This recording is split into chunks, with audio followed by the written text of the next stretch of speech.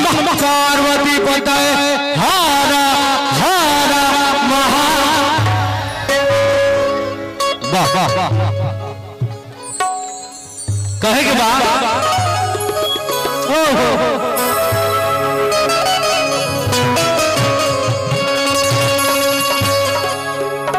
कि सबसे सहिया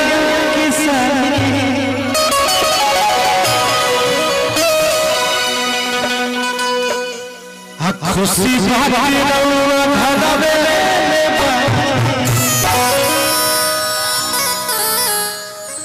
कहा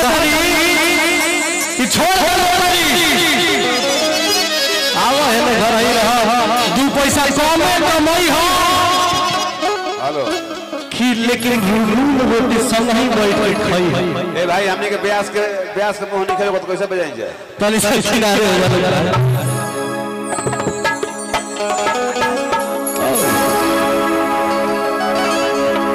कि खुशी बारी रहुआ घर में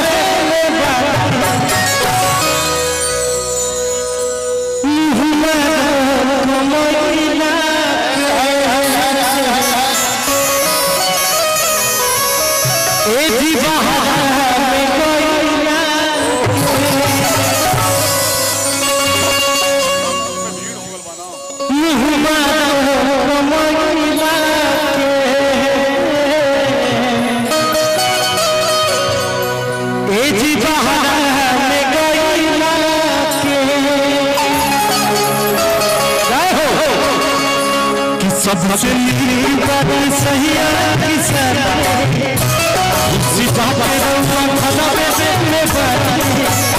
सबसे सहिया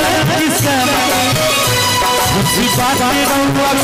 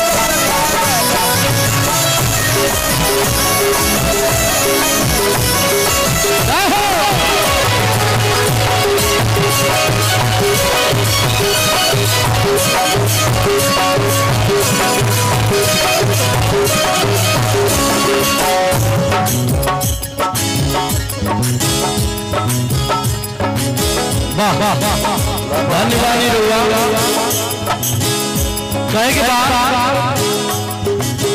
होली दिवाली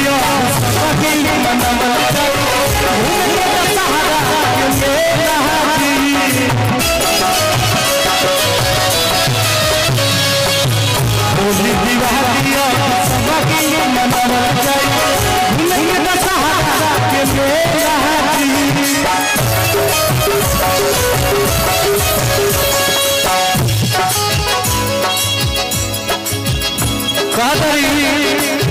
खेती बाड़ी बहुत हुआ घरे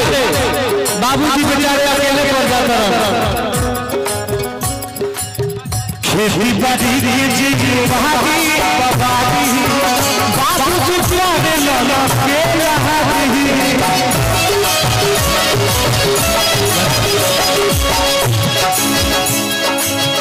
खेती बाड़ी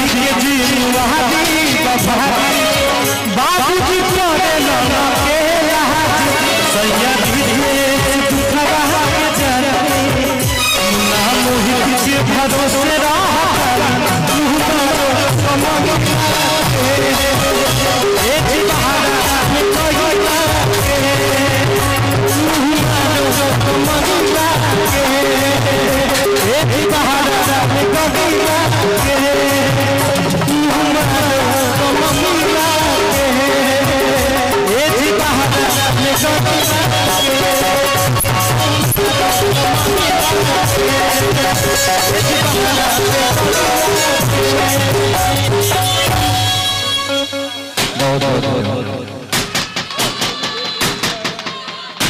यहाँ पे हमारे बहुत